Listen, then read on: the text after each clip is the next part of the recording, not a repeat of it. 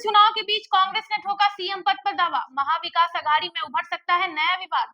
नमस्कार, मैं हूं कृति मिश्रा। महाराष्ट्र के विधानसभा चुनाव के दौरान कांग्रेस की तरफ से सीएम पद को लेकर एक नया मोड़ सामने आया है।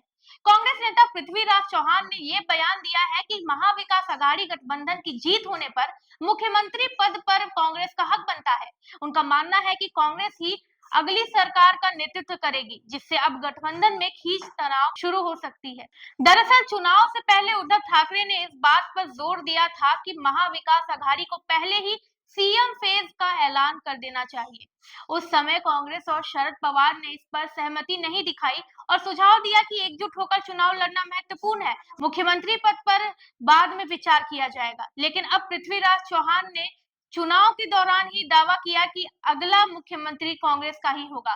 इस बयान के बाद से ठाकरे गुट की प्रतिक्रिया आना संभावित है, क्योंकि ये दावा महाविकास आघाड़ी के भीतर नए विवाद को जन्म दे सकता है। एक इंटरव्यू में पृथ्वीराज चौहान ने यह भी खुलासा किया कि आरएसएस के एक सीनियर नेता ने उन्हें भाजपा में शामिल होने का प्रस्ताव दिया था, पर उन्होंने इसे ठुकरा दिया और कहा कि वे कांग्रेस में ही रहेंगे, उनकी पार्टी का मुख्यमंत्री बनेंगे।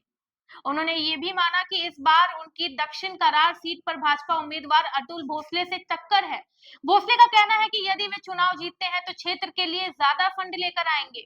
इसके जवाब में चौहान ने कहा कि भाजपा चुनाव प्रचार में बड़े बड़े होल्डिंग्स लगवाकर दावा कर रही है, परंतु उनकी योजनाएं केवल कागजों तक सीमित हैं। चौहान के अनुसार जमीन पर विकास के कोई ठोस सबूत नजर ही नहीं आते।